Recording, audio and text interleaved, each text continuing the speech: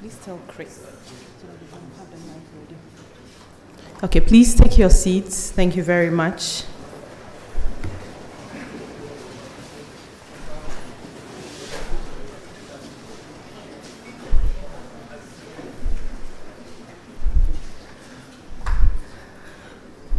Would like to welcome all of you. A very good afternoon to you. Good afternoon to you all.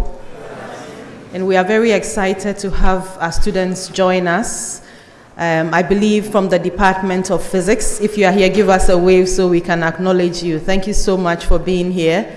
University of Ghana Business School, do we have you here? Thank you so much. And then I know we have a few students from the Department of Political Science as well. If you are here, please give us a wave. Thank you so much for being here this afternoon. We'd like to welcome you warmly to the auditorium of the West African Genetic Medicine Center, where today we gather to deliberate on a very important topic as we advance as a university. university-driven innovation ecosystems. And we are very excited to welcome in a very special way Professor Ian Walmsley, who is the Provost of Imperial College, London. A round of applause, let's acknowledge him. We are grateful that you added the University of Ghana to your very busy schedule, and we hope that our students will learn a lot from you before they depart this auditorium today. He's not here alone, he came along with a team. I would like to introduce Claire Turner. I was telling Claire that we have to find her an office because she's almost always here at the University of Ghana. And also Abigail Nansen. Please let's accord them a warm welcome. So to begin with, I would like to invite the Registrar of the University of Ghana, Mrs. Emilia J. Mensah, to introduce to us our chairperson, and then we'll continue. Please, a warm round of applause as she comes up.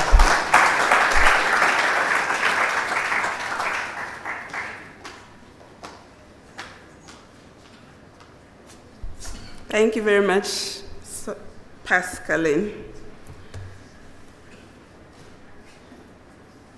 Vice-Chancellor, Pro-Vice-Chancellors and other university officials, Provost and other officials from Imperial College, London, members of the university community, particularly our dear students, distinguished ladies and gentlemen, a very good afternoon to you all.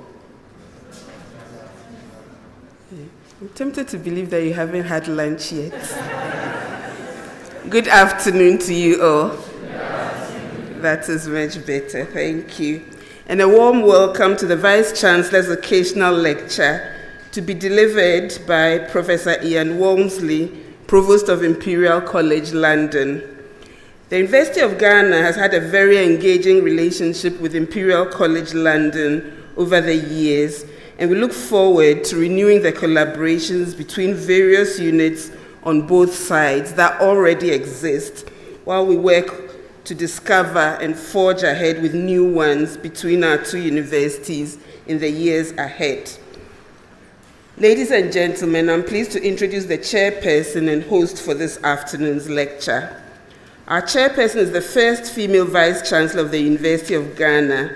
She's a professor of linguistics and an experienced administrator with over 20 years' experience working in the higher education sector.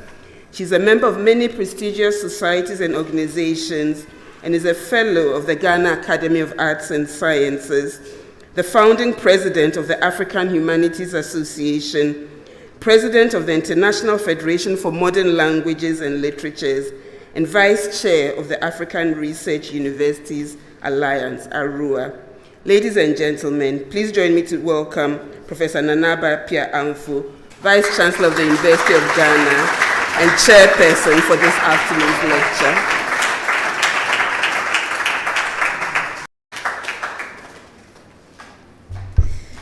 Thank you, Madam Registrar, Pro-Vice Chancellor for Research, Innovation and Development, Registrar, Provost, our distinguished speaker this afternoon, Professor Ian Walmsley, and our colleagues from Imperial Global, and Deputy Director, WAGMC, and our dear students. Good afternoon to you all. Okay, that was better. Yeah. So it's a great pleasure to welcome you to today's session of the Vice-Chancellor's Occasional Lecture Series. This platform was established to stimulate critical reflection and dialogue on the most pressing issues shaping higher education and society at large. We are therefore deeply honored to host a scholar and leader of global distinction, Professor Ian Walmsley, Provost of Imperial College, London, this afternoon. Interestingly, I was reminded this afternoon that the last lecture we had on this series was also was given by a professor from Imperial College, London, and that reinforces the strategic collaboration that we have with this institution. And today, Professor Ian Walmsley will speak to us on a subject of great relevance to our ambitions here at the University of Ghana: university-driven innovation ecosystems. His lecture will explore how institutions can translate research into meaningful benefit through robust system for intellectual property development, startups, spin-outs, and strategic industry engagement. These are themes we resonate with deeply as we strengthen our own pathways for research commercialization and innovation-led development.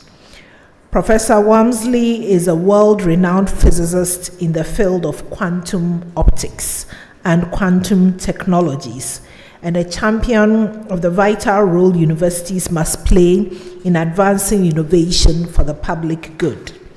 As Provost of Imperial College London, he leads one of the world's most dynamic institutions in research and education, and brings with him a wealth of experience in bridging academic excellence with entrepreneurial impact. So, ladies and gentlemen, please join me in welcoming Professor Ian Walmsley to deliver the lecture on university-driven innovation ecosystems. Thank you. You're welcome.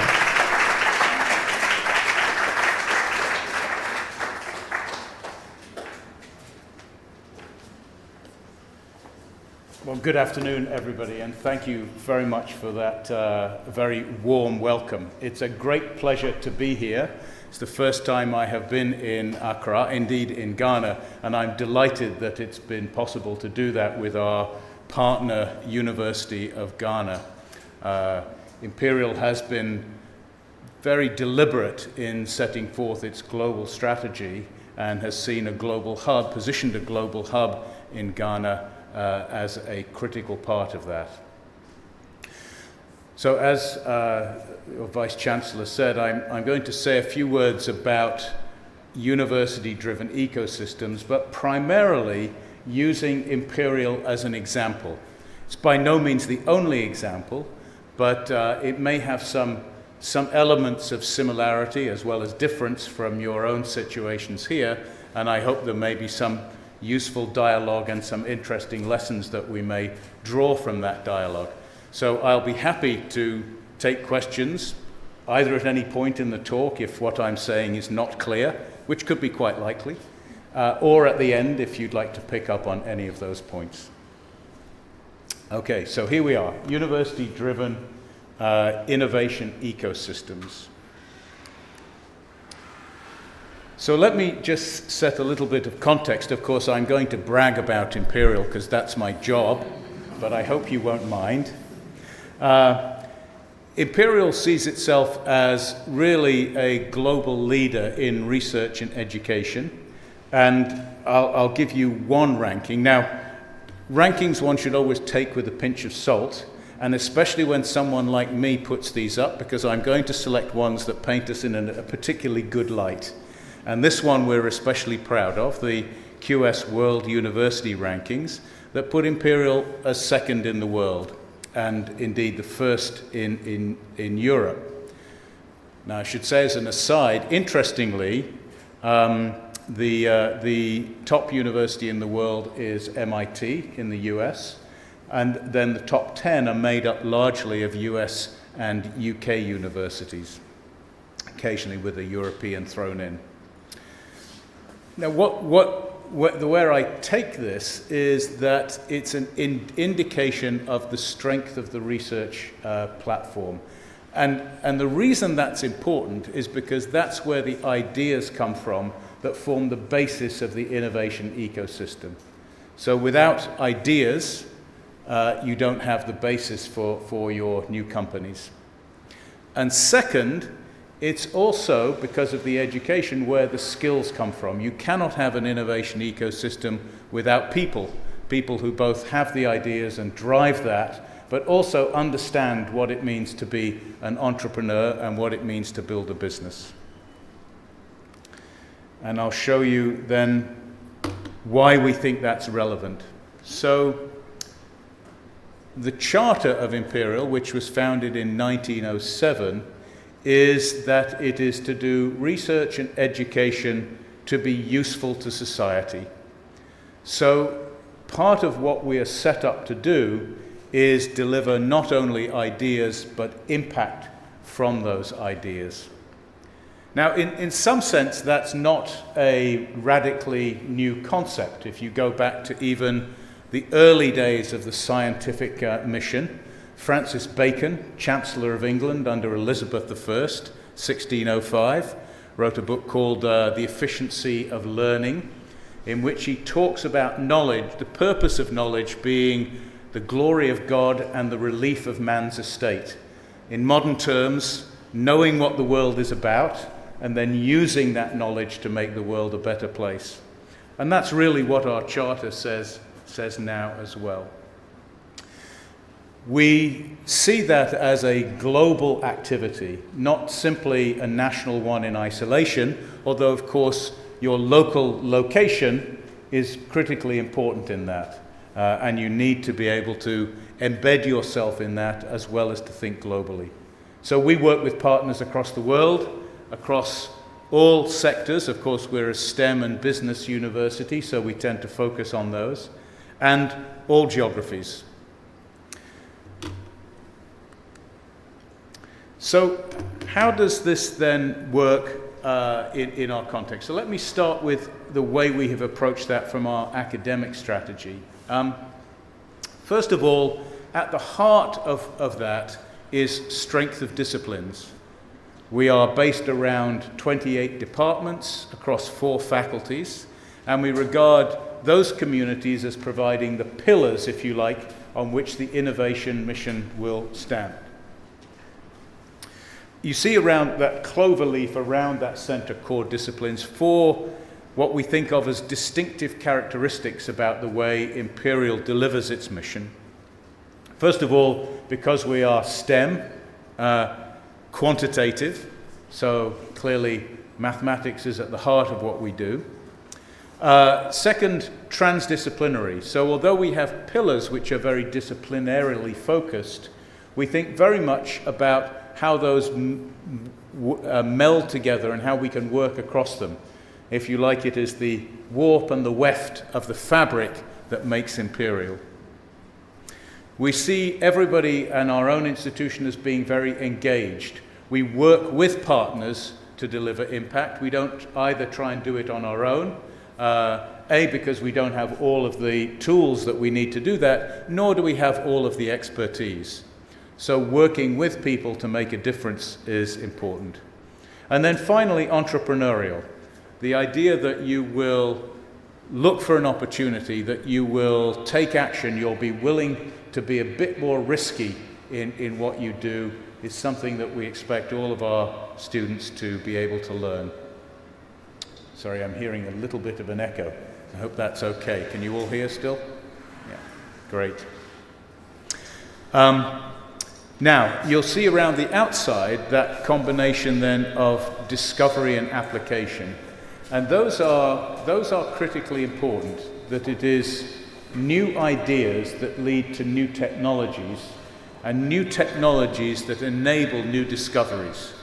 And you know that well from your own work. You know, if you build the concept of a laser, born in late 1950s by Shallow and Towns, led to the ability to do new spectroscopy and new machining and new laser surgery, and also opened the door to looking at extreme environments where one could begin to understand nuclear fusion and nuclear fission and the intense environments in stars very well. And then the outer layer here is about the areas that we see all of that delivering the most impact. So thinking about our impacts on society, a sustainable society, one where climate, energy, environment seek to work for positively maintaining our living and our ability to survive on the planet. A healthy society, clearly one where everybody has the ability to access care and is able to be looked after as well. So that's about prevention, about diagnosis, and about treatment of disease, and the ways in which technology can help us do that. A smart society, clearly information is an increasingly valuable resource, and our ability to understand, analyze, digest, and utilize that in positive ways, including, of course, in things like machine learning and artificial intelligence, are critical. But how that interacts with people, what is the human side of that equation, is also a key part of it. And a resilient society, of course, we all know well the recent shocks that society has faced and the impact that has had on all of us. And so understanding how we think about building a resilient society is a crucial part of the future. So those are the way in which we have structured our academic mission in order to be able to deliver innovation. So here are the elements that I've described to you, unpacked, just to give you a sense of scale.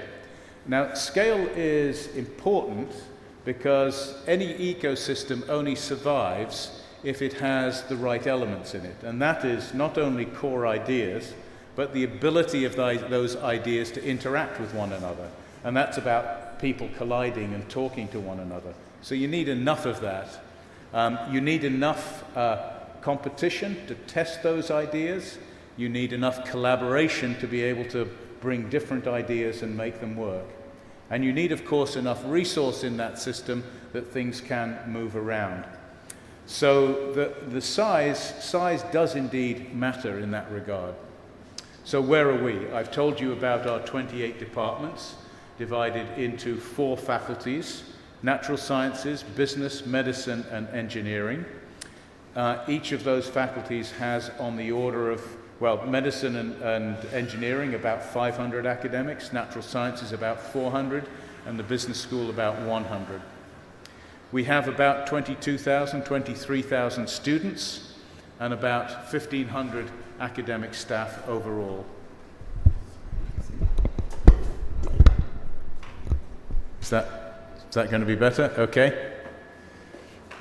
Sounding a bit like a football stadium up here to me, so if you all start cheering, that'll be okay.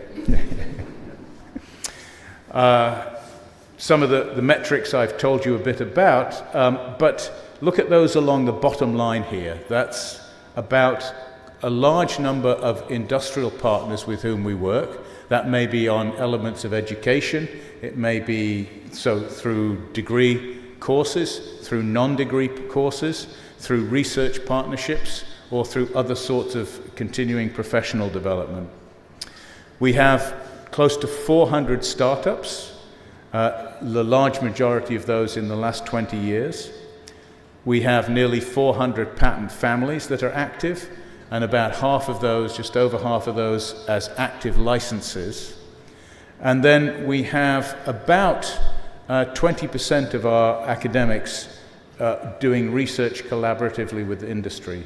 And that represents 11 or 12% of our total research turnover. And all that structure has generated, over the course of 120 years, about 200,000 alumni. And those alumni are across the world. About 60% of our students are from outside of the UK. So each year there's a large number of people going to various corners of the world.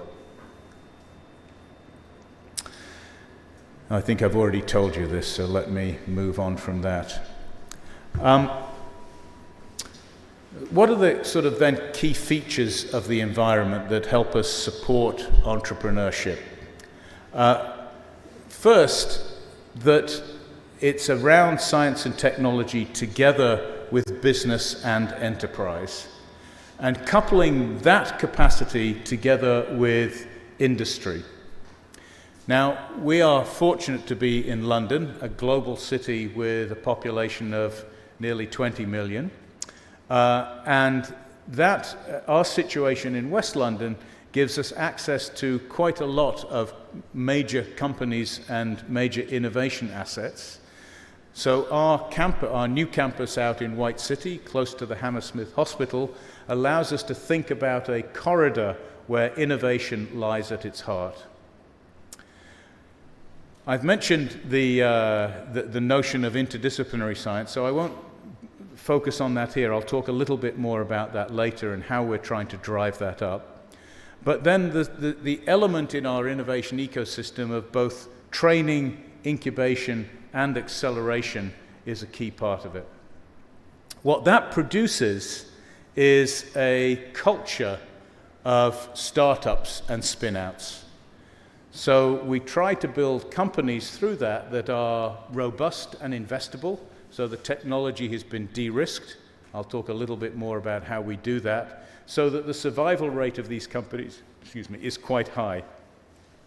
We have more than 300 active startups in the portfolio at the moment, and indeed a large number of those startups have come from student enterprises, not just from tech spin-outs from our academics. So our current university strategy is called Science for Humanity, and it has these 9 elements in it that I hope you will see help figure out help frame how we deliver ideas into impact. The top 3 of those are to do with education, partly about getting people inspired by science early, partly about building the right skills for the future, and importantly, in the class of 2030, building a community of individuals that are not only skilled and knowledgeable in their own domains, and not only entrepreneurial in the way they approach things, but also are ready to be leaders, ready to be the people who help set the agenda and build what the future looks like. The second row are ways in which we deliver our research and innovation mission, partly about building talented individuals again, this time at the graduate level and beyond, but also thinking about the ways in which we should shape our research agenda. And here, our interdisciplinary activity around the schools of convergent science are an important element. And again, I'll talk a little bit more about those in a second. And then finally, Imperial Enterprise is really how we structure and fuel that innovation ecosystem. The bottom line are elements that will help support those missions. And I'll just point out to Global Imperial on the bottom. That's where our overseas hubs, Imperial Global Hubs, are a very key part of it. Of course, I've mentioned the one here in Ghana. There's one in San Francisco, one in Bangalore, and one in Singapore. So those are the areas right across the world on which we seek partnerships. So the Imperial Future element is largely structured around the ability to do interdisciplinarity at scale. And what we mean by that is being able to have people from these different disciplines, these 28 different disciplines, come together so that they can build the common language that you need and the conceptual frameworks that are important to think about really big questions in those 4 areas that I talked about: sustainability, resilience, health, and intelligence. And what we have done then is to set up these new 4 schools of convergent science to facilitate that. So human and artificial intelligence, health, medtech and robotics, climate, energy and sustainability, and space, security and telecommunications. And those bring together not only our disciplinary departments, but also a number of initiatives that we have seeded over the years, which are relevant to these themes. So across that middle, you see an Institute for Deep Tech Entrepreneurship, understanding how we can make how we can make companies that can thrive and at the same time be attractive investment opportunities for venture capital. IX has been our artificial intelligence and machine learning initiative, understanding in particular how that applies to science and innovation. In what ways will artificial intelligence transform modes of discovery, ways in which you do science, and ways in which you can think about innovating?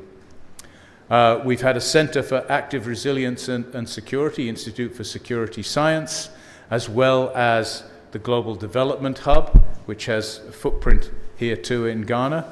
And Quest is our quantum engineering science and technology.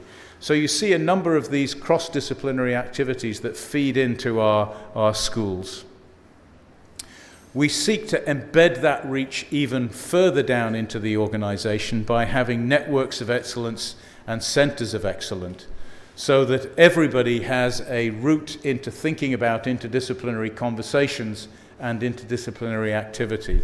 And building that into courses and training at a very early stage is quite critical to get people to be thinking not only of the things they're immediately learning, but how to think a little bit outside the box and across different areas. So here's just what I've just told you basically. These schools of convergent science that will be mission-led and shaped by the most complex challenges that really require different disciplines to look at. It's not going to be one technical solution that helps shift the planet towards a more sustainable climate. And indeed, it's not going to be a technical solution alone. It's going to require social science, it's going to require behavioral change, it's going to require understanding how people feel about living in that sort of society if we're going to be able to make progress. And that's what these schools are. That's an example of what these schools are intended to engender. How do we think about all of that in a single context? I'm going to come to, I hope, back to the venture fund in a second, because the venture fund is a key element of the ecosystem. I think I've got a slide later on it, but we'll see. So what does our innovation ecosystem look like? So it starts, well, as you can see here, this slide, I'm not going to go through everything on it, but what this tells you is that it's got lots of subcomponents to it. So it's got a very comprehensive set of elements. But there are three things there that are sort of at the core of it. The Imperial Enterprise Lab is a locus where students can come together and learn how to think about putting their ideas together to form a business. What does a business plan look like? What does the right team look like to deliver that? How do you go out and make a pitch? Where do you go out and make a pitch? How do you think about structuring your business as you get off the ground to turn something that you've got an idea for into a real product or a real service? And that group, that enterprise lab, which is headlined by the business school, reaches across the entire student body. And we have on the order of 40 to 50 new startups each year coming out of that, led by our students. We have then, as adjacent to that, not physically adjacent, but sort of as a part of that, as an advanced hack space. So if you want to build some new product, a new widget, and you need to prototype it, then there's a facility that you can go and use, and you can put that together with some technical advice, and prove it out. Check that it actually really works, and figure out what your next stage is going to be to get that to a prototype. And then if you do decide to spin out a company, then there is an incubator at White City. So there are offices and laboratory spaces that you can rent, and we subsidize those for our own companies that give you a bit of space to start building your business until you're ready to move on into something which is a bit more scaled. In each area, what we seek to do is have an entire community so that you're adjacent to people who have the right, not only technical expertise, but also the right business expertise, and you have access to some legal advice. And you're in an environment where there's a like-minded set of companies, because often one of the key resources is being able to go and talk to somebody who's running a company, maybe in a very different area, but right next door to you, and just understand, well, did you run into this problem? And if so, how did you solve it? What are the ideas for business that really spark off one another in those spaces?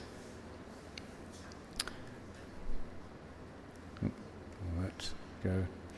Okay, so how does that work in practice?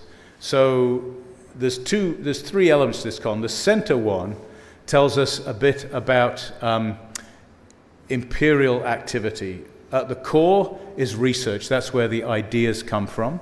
And that underpins invention and education. How do you then help people to understand what the business opportunity may be around that? And I've mentioned the enterprise lab, as well as how do you think about developing your invention? You see there that there are therefore services that we support. On the education side, the entrepreneurial programs through the enterprise lab, including We Innovate, a program that we set up, our previous president set up particularly to support women entrepreneurs. As well as on the right-hand side, a commercialization team in our technology transfer office, and our and Imperial technical experts, where we've brought in mentors and people who've done spin-outs before and who are willing to act as advisors to our companies. We then work through the different levels that you might need. What are your spin-outs? What's your structure look like? How do we make sure that you get the IP you want, that you've got the ownership that you want, that Imperial is able to get some return if there is a successful outcome? And then when we've got that put together, how do we de-risk the technology? How do we support you to get the company to a point where it's an investable proposition? And how do you build the skills? And that's where some of our incubators come in. Our venture mentoring service, the MedTech Superconnector, and the Advanced Hack Space all provide the ability to build those skills and that company structure that you need. When then you get to the point that you really are ready to spin out and set up your company, then you need to have some fundraising. And there we have an investor network that we can help connect people with to provide those initial seed funds that you need. We have a little bit of enterprise funds ourselves to help with some sort of competitive funding that we use, especially for our student startups, as well as then helping people through these venture treks get into contact with other sources of funding.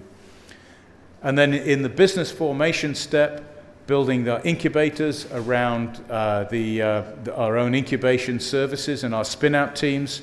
And then when you start to scale up, there are spaces adjacent to the university campus and scale space. If you're a broad company, or if you're particularly in green tech or climate, you might want to go into the Undaunted Accelerator, or if you're in bio, you might want to go into the iHub. So those are the ways in which we try and move you from just an idea that's in the laboratory to something where there's a real company, a tangible entity that you can start making a product or service with. Oops, that there. So where does that leave us? So the number on the right-hand side there, more than 280 startups and spin-out launched in 2019. I told you we had close to 400 overall, but nearly 3/4 of those have been done in the past decade. And that, I think, is an important piece. Here's what happened just last year: 116 new patents, 110 patents issued, 46 spin-outs and startups formed. And that number, so you might say, well, with £500 million of research, is that a good number? It's pretty good. It's among the best in Europe, and it's comparable with some of the top US universities. But we think there's more that can be done here. But those are the sorts of scales that we hope to, what we think is plausible to aspire to. So we have over 1,000 commercial and consultancy deals that have been signed as part of that effort, and over 6,000 jobs that are supported by our spin-out ecosystem in our spin-outs and startups. And this number, I think, is an interesting one. So that's the amount of money that's currently been raised by our spin-outs and startups. So you can see that with around 280, that's an average of less than 1 million each, but of course that's very unevenly spread, as it will be in any innovation ecosystem. So although we have a high success rate for our companies surviving, of course what this means is that there's still quite a lot of that resource skewed to the other end. But it is nevertheless a good figure to sort of bear in mind. Now, our industry partnerships are a key part of us being able to be successful in the innovation sector. And this is just an indication of our research funding sectors and where they have lain for Imperial for the last couple of years. And you can see that it's quite broad. So everything from basic materials, pharmaceuticals, biotech, a large number in energy and a large number in industry, about equally split between the UK and outside the UK. Again, that's important. If your companies are going to be global, as companies will likely need to be to have highest impact in the future, then you better have the global partnerships that you need to sustain those.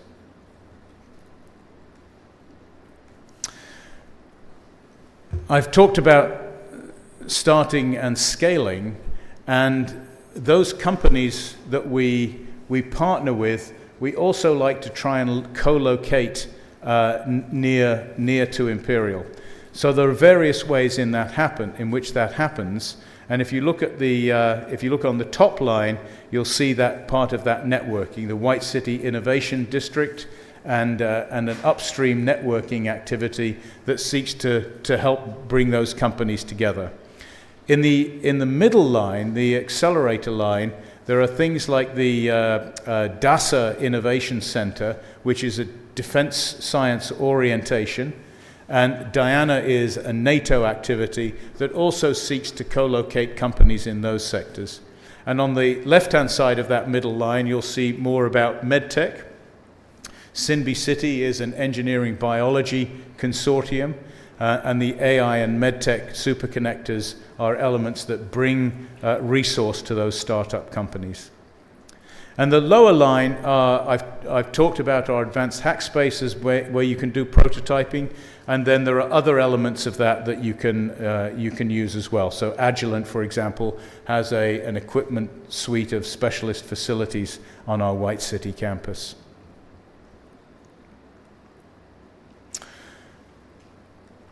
Oh, let me try and indicate here. So I've organized here some of the companies that are co-located with our campuses, organized now by the themes of the schools of convergent science, so that I hope that you can begin to see how some of the ways that we're trying to shape the academic mission align directly with our innovation mission as well. And some of those names you will recognize: BASF, for example, a major European chemical company, and some else in lifetime medtech. You'll know Novartis as a pharmaceutical company. So you'll recognize some of those as being major corporations, and some of them as being more governmental oriented, and some of them as being small scale companies as well. So having that range of scales, both from startups through mid-sized companies, through major multinational corporations, we think has been an important element of the success. And in general, we've got this global network of over 500 partners. These are now more general partners, and again you'll see here these are major international corporations ranging from energy companies like Petronas and Shell, through pharma companies like Johnson & Johnson and AstraZeneca, through more engineering companies like Bosch and Rolls-Royce and Mitsubishi, as well as data companies like Microsoft, Meta, and IBM and Amazon. And that set of partners who are research-oriented partners produces for us around 11 or 12% of our total research turnover. And that's quite a significant fraction compared with many universities. And it's an important part of leavening, not only fundamental discovery research, but research that's really tied to commercial ends. Out of the 280 that I told you about for these new companies, you'll see the split here is around 50 academic-led spin-outs and over 230 student-led startups. And a major difference between those is that the spin-outs generally are based on intellectual property. It will be very difficult to start a tech company without some sort of IP protection. And they require more investment for de-risking. And that de-risking comes from proof of concept funding, as well as testing ideas with external partners. So those usually are the ones that require an injection of capital, and hence our new venture fund is critically important. But they're also the ones where the financial return for those venture funds is highest.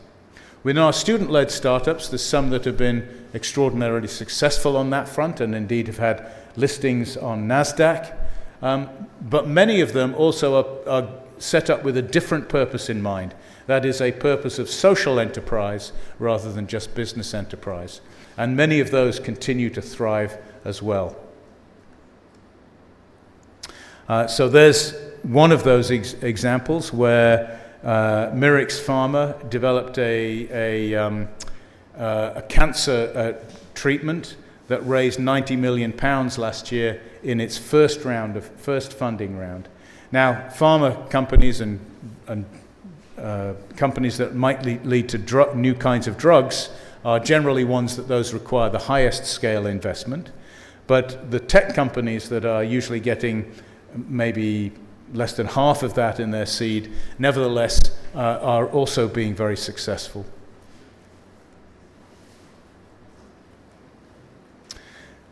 Here is just then a set of indications of companies that have been founded from Imperial in the various different sectors. And the main thing here is really to show you that part of having the ecosystem is making sure, that you're not just focused on one area, but you have a very broad range of areas into which you can put. Now, there are many reasons for having that as a secure part of your innovation ecosystem, but one very simple one, apart from the sort of sharing of business ideas, is that in any area there will be some sets of common skills and ideas and some cross-fertilization of ideas.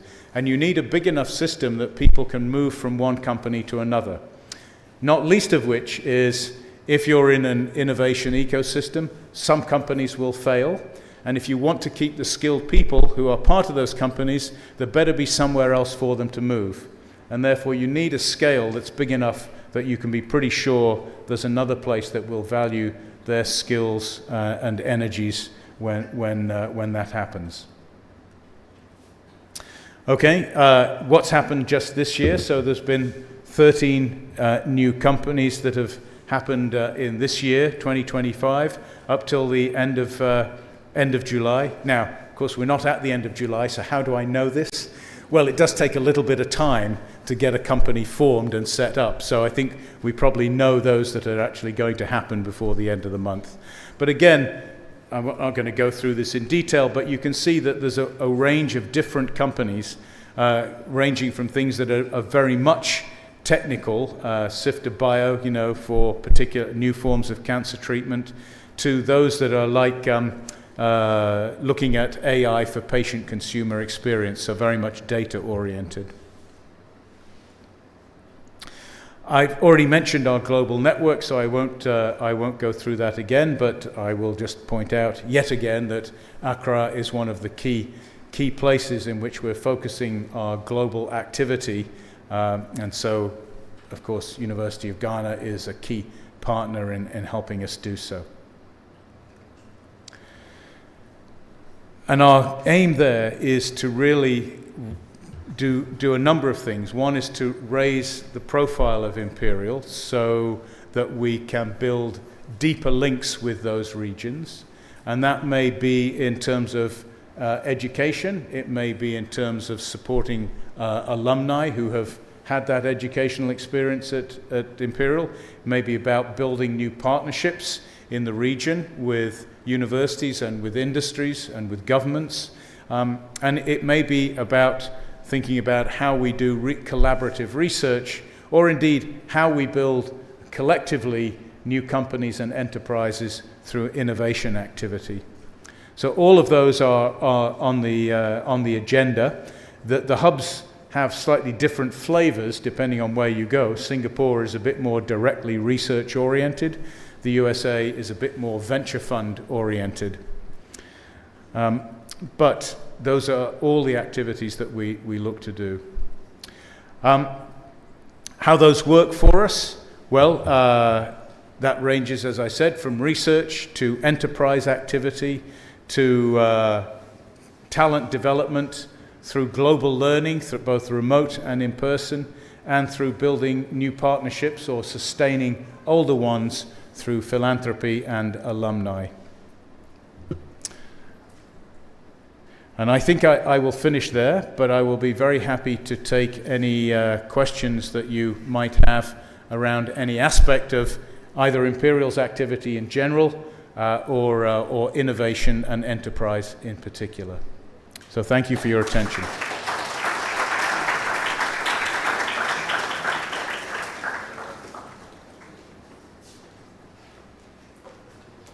So another round of applause for him. I'd like to thank you very much, Professor Walmsley, for sharing with us what I call the Imperial success story. We are happy to be partners, and I believe that there are some of us who have questions, especially for the students here. So if we can have the microphone go around. Who has the microphone? Just raise up your hand, and the ushers will bring the microphone to you. If you're a student, you mention your name, you tell us your department, your level. And then if you're a member of faculty, just tell us your name and then your department. Do we have the microphone ready? Okay. So any questions, please just put up your hand and we'll bring the microphone to you. Okay, we have questions on this side. I think what we'll do is to take 3 at a time, if that works for you. Okay, right.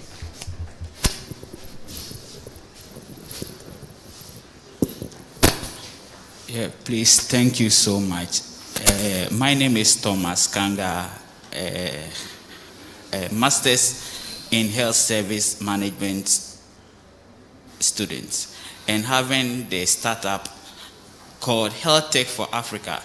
Our goal is utilizing emerging technologies, specifically AI and data science, in improving African healthcare service delivery. So specifically, building an AI diagnostic platforms whereby people can upload X-rays and it will analyze it and give the radiological reporting. We are doing this in order to enhance clinicians' workflow and to reduce the long waiting period spent by patients in the health facility.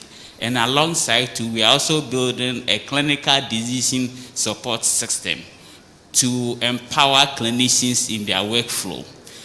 This will address the limited or the shortage of health experts. So our question here is, how do we leverage on university ecosystem innovations to scale in Ghana and across Africa?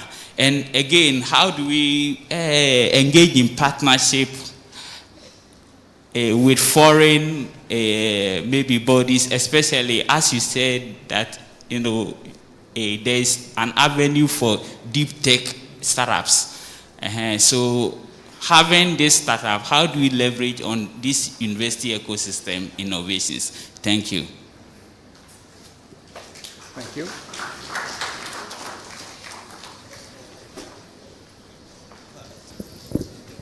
All right. Thank you. My name is Gordon Awandari. I'm a professor of biochemistry. My question is really about incentives. So, in addition to, obviously, the desire to be at the forefront of any new innovations that come out of the university, what incentives exist, especially from government, for all these partners to be, to co-locate with you and to work with you? Because one of the challenges we face here is how to incentivize the private sector to work with us and to invest any resources in the partnerships that are required for this level of cooperation. So what kind of incentives are there? Thank you.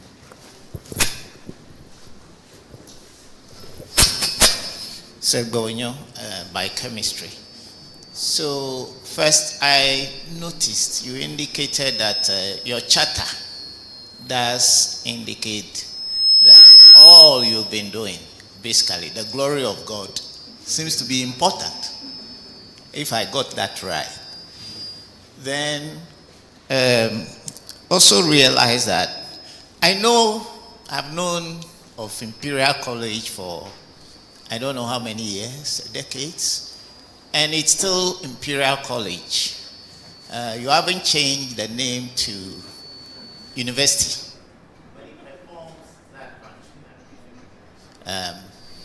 So why hasn't Imperial College rebranded for everyone to know from its name that it is a university? Then I was just wondering what motivations there have been to both faculty and students that has kind of edged them into being able to come up with this startup and also the venture capitals and so on. Why don't I try those three, because they have related. So the first one was about how does a company engage with the university ecosystem to scale. Second, about how do you get companies to co-locate with you. And the third was about how you get your well, aside from the rebranding question, I'll deal with that separately, okay? Let's see, how you get your students involved too? Yeah, motivated, yeah, okay. So the first two questions are, well, they're all related in the following sense, that it's this critical mass argument. So if you're a major business and you're thinking about what's your next product going to be, what happens to keep you at the top of that pile in 5 years' time, then there's two things you need critically. One is you probably need some new ideas, and it's always good to have those come, at least in part, from outside your organization to make sure that it's fresh thinking. The second is you need skilled people. And usually what you want to bring in is new young people who are energetic and enthusiastic. And those are two things that the universities can provide. Now, if you build an innovation ecosystem and a partner co-location, then you have the ability to have your own footprint as a company right adjacent to those two key resources. And we think that's a powerful way to think about that activity. And in the UK, there's a number of good examples, but perhaps the obvious one is the Cambridge Science Park, where companies like ARM grew, and Toshiba currently have a major footprint, along with Microsoft and Hewlett-Packard. So those companies want to be close to places where they can have ideas and people. So that's one element. And that relates to how a small company can get involved. So you insert yourself into that ecosystem, because you've got some, for example, we have incubation spaces for small companies as well as large ones. then you have access to that sort of dialogue and milieu. You get to meet the right people, you get to work with like-minded companies. And then that sort of takes us to thinking about how you get into venture funds as well, because then you do need access to capital in order to grow. But in order to do that, you've got to have a good business story, and you've got to know how to pitch it, and then getting introduced to the right capital sources. So we have also found that something of a challenge, and there's no doubt that if you don't have access to that, your ecosystem can't grow. So we have just launched a new venture fund, which is we think a unique structure, which will generate an adjacency to Imperial. So it's dedicated to putting half of its assets into Imperial spinouts in order to help build that ecosystem, but putting it half its assets outside Imperial, because that gives a most attractive portfolio to investors. Investors don't want to think only of something that's tied to a single university. Even one as good as Imperial doesn't actually have the capacity to generate the scale of returns that investors want. So putting yourself in that ecosystem and building those connections is the right way. And how about motivating students? Well, I think that there's a couple of elements there. I've talked a bit about one of them. It's how do you make sure that in all of their courses and all of their daily learning, there's a little bit of that entrepreneurial activity. I think that's quite an important element of it. But a second is examples. So if you've seen your colleagues, your fellow graduate students, your fellow undergraduate students, your postdoctoral mentors, or even your academic teachers starting companies and seeing them, seeing what they have been able to achieve through it, then I think you begin to see and normalize that as a part of a way of doing things. So I think that's the other part of it. It's providing opportunity and providing examples. And as for rebranding, I hope that you saw that we have rebranded. We now have Imperial as the doing business as operation. Now, the name Imperial College London is still within our statutes. We haven't yet chosen to do that. But the way we talk about Imperial is as a university, for the reasons that you note. Of course, we are, in some sense, a restricted set of disciplines. We don't have, we have some social sciences within business and within engineering, but we don't have a separate faculty. And our humanities is a non-degree, generally a non-degree element, aside from a wonderful Master's in Science Communication, which I highly commend to you all. So in that sense, we don't cover all territory, but we do think of ourselves as a university, and we do call ourselves Imperial.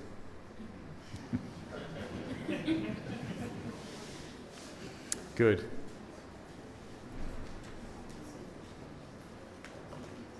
I think we'll just take one more round of questions, and this time I want us to take from the students.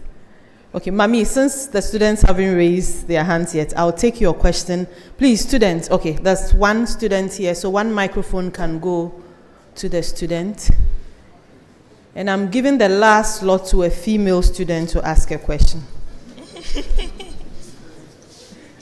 Okay, thank you. My name is Mami, and I'm with the Innovation Unit. I'd like to find out how you fund innovation from end to end in a sustainable manner, and particularly infrastructure to drive innovation. Thank you.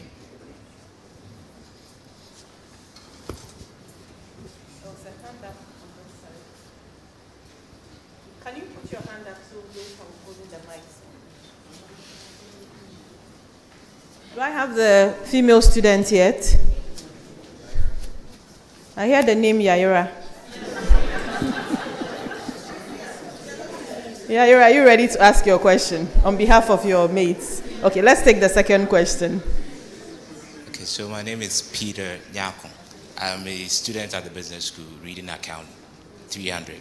So I just want to understand that, sir, please, you coming here to give us the lecture, I just want to believe that it's a form of partnership, because the business school, we have incubation hub that we want, for me personally, I believe in partnership.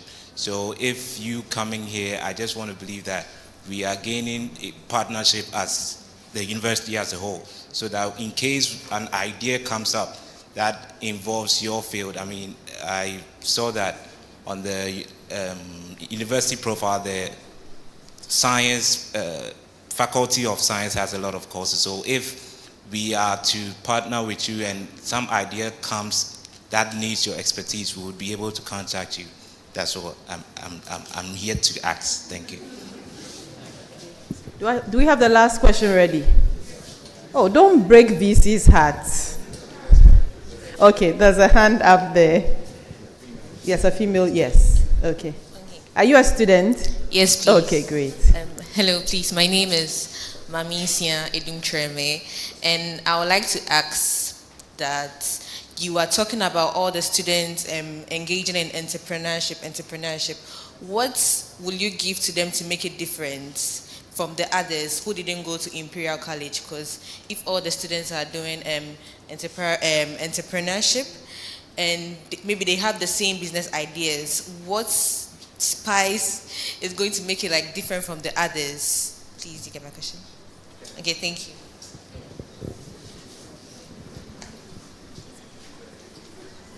Thank you. Let me see if I can address those. So one was about how do we fund it? Second, are we serious about partnerships? And the third about differential. Let me start with the funding one. It is a challenge. So we fund within the university a number of things. We fund a technology transfer office. We fund, therefore, the IP management, patents and licensing. And we fund, to some degree, the incubation setup. So we put in the capital for that, for example. We expect to generate revenue from that in a number of ways. One is through licensing of the patents and then recovering of the management costs, and recovering of the space costs on incubation through renting those out. But that still leaves quite an intrinsic cost in managing the technology transfer operation. We get some money from the government specifically for that purpose, called the Higher Education Innovation Fund. So I think at Imperial, don't quote me on the number, but we're spending on the order of $5 million a year to just run that whole process.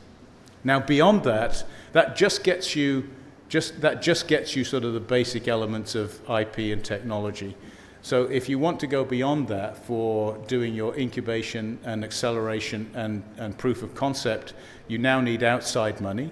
And that's where we work with a number of venture funds who may be willing to put in some money on the basis that ideas will come out of the ecosystem that they can invest in, or they may be willing to put in some money on the basis that they get a little bit of equity. Now, our long-term model for funding is based on the scaling up through this new venture fund. So we take 10% of equity in all companies that are IP-based spin-outs from the university, and our modeling suggests that in the best of all possible worlds, no, not the best, in some reasonably secure scenario, that in about a decade we'll have a sustainable flow of money from equity realization that will allow us that system to be self-generating and self-sustaining. But it's an investment of that scale over quite a long period of time to build up the ecosystem. Yeah. Now, are we serious about partnerships? Yes, I think so. And my colleague Claire here has been working with our hub in Ghana and dealing a lot with the local enterprise work here. And I'm sure she may want to add into this as well. But yes, I think there is absolutely room for collaboration where there is a mutual interest. So how do we find that interest? Well, I think that's where our hub can help make connections, and where our hub, as I hope you will see, brings people from Imperial here. So if there are interactions there that spark something, that's a good way to do it. Through the hub and through its enterprise activities is another way to have that engagement. And I noted that ecosystems are about collisions, so sometimes you have to have a lot of collisions before you find one that sticks. But I would say, stick at it, for sure. The final question I've now forgotten. You did. Differentiation. Thank you very much. Thank you. Yes. So you're right. In any system, you might find many people have the similar ideas. So how do you sort that out? Well, in IP-based systems, usually that's based on the invention that you have. So it's clearer cut there.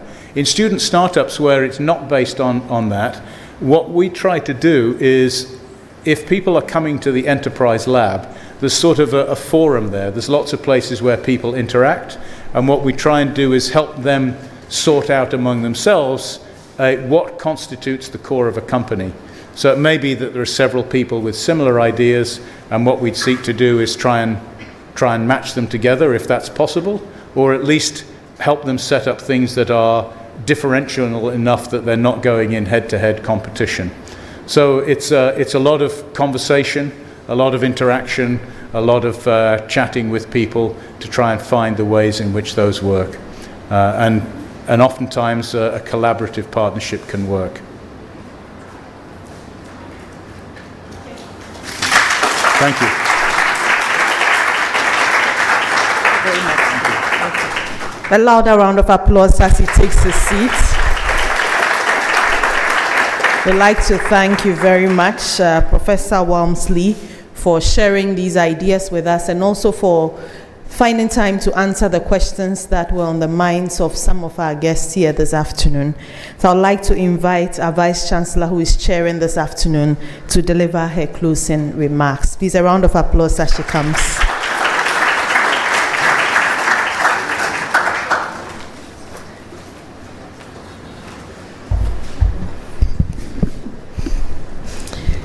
Yeah, thank you, Professor Walmsley, for that insightful and forward-looking lecture. I would say that you have not only illuminated the essential components of a thriving university innovation ecosystem, offered us a powerful reminder of the enabling role that universities must play in translating research into real-world impact. Your reflections on Imperial College structured support for startups and spin-outs, licensing and entrepreneurial pathways resonate strongly with our own aspirations here at the University of Ghana. And as you went through your lecture, there were certain key features of the ecosystem that has been built at Imperial, which I took particular note of. One is global partnerships and networks. Definitely what has been achieved over the past decades and years couldn't have been done all by yourself. There's a lot of reliance on the partnerships, global partnerships and networks. And then there was a key point about interdisciplinarity. You spoke about the 4 areas, and I was also thinking about our 7 research priority areas which we have articulated, ranging from health, food production and processing, climate change adaptation, development policy, governance, communication, and 4th industrial revolution tools, including AI and machine learning. It was also important to note your innovation space, and we are working on ours, our maker space. Of course, there was a student who talked about the incubation hub at the business school, but at the larger university level, we are working on our maker space together with our partners. The issues of IP and the share of returns. So the management and governance of all of these, which is being led by our Research and Innovation Directorate, is absolutely important for everybody to have confidence in the system and be a participant of that. I also was intrigued by the distinction between the startups and the spin-outs. You know, the academic-led spin-outs and the student-led partnerships. Again, it's a call for us, especially for our faculty, also to take a keen interest in the ecosystem, innovation ecosystem, which we are building, and be active participants therein. Altogether, I would say that Imperial is a good example for us. You talked in response to a question, you talked about the need for there to be examples for people to look at and emulate. So I would say that Imperial is a good example for us, and I'm happy to reiterate our working relationship. Indeed, we've been working together on our student venture support program. Our students have been to Imperial, your students have been here as well. So we have been learning from each other. And this particular initiative is aimed at equipping our students with skills, partnerships, and resources they need to bring their innovative ideas to life. So if you're a student here and you do have ideas, reach out to our Research and Innovation Directorate, and they will provide you with the needed guidance to grow your ideas into impact. Prof. Walmsley, we are grateful for your willingness to share your expertise and for the broader collaboration between our institutions, which continues to enrich our efforts to cultivate an innovation-driven academic environment. I would like to thank you all for being part of this important innovation, our faculty, our staff, and our students who have participated, especially for those of you who contributed to this conversation with your questions. I trust that today's lecture would inspire deeper engagement, bold ideas, and a renewed commitment to building an inclusive innovation ecosystem, not just here at the university, but here in Ghana and across on the continent. Thank you, Professor Walmsley, once again for this insightful lecture, and thank you to all of you for participating.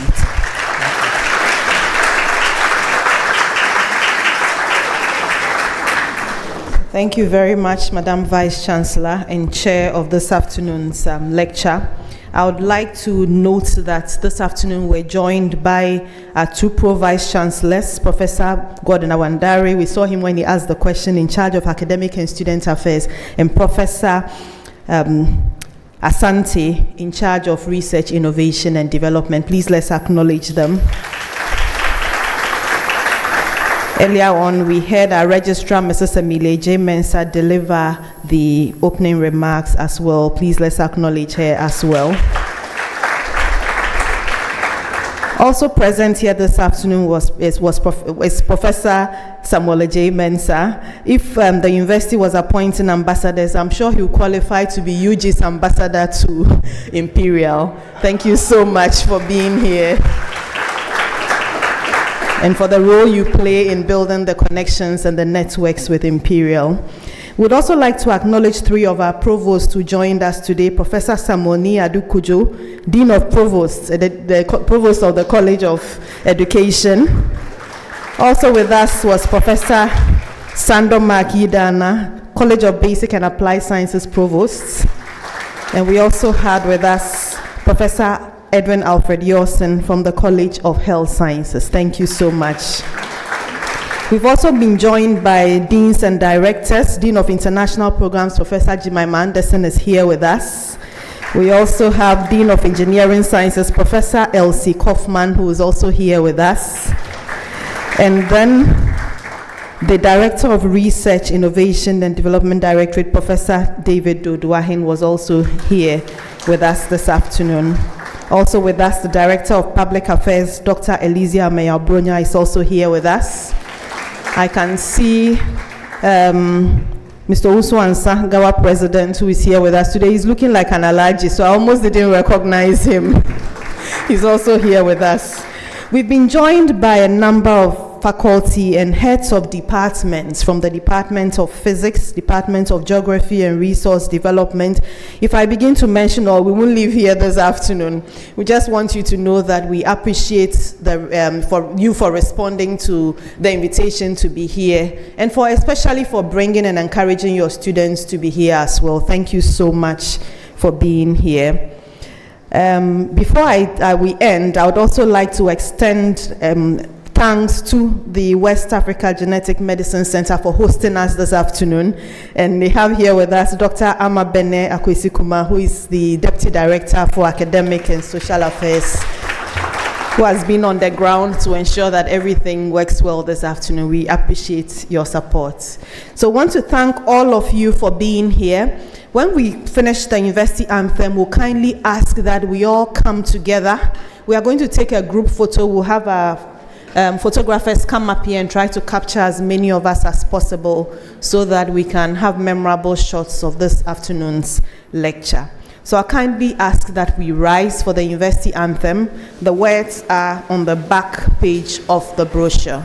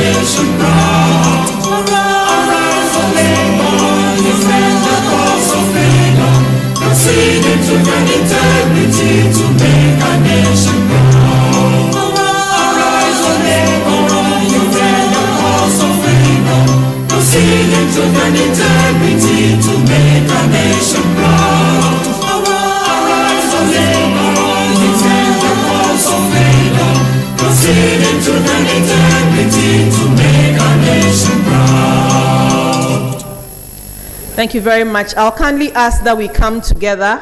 Just step out from your lane and be together as much as possible. We'll ask our photographers to come up here and try and take a group photo.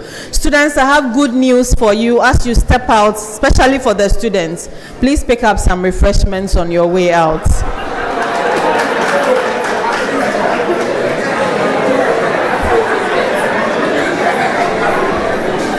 Please, let's have you come together for the group photo, please. Let's fill up all the spaces in the middle. Are we okay? Pardon? Can we have the technical team put up the projector, please, so that we don't have... Okay, thank you.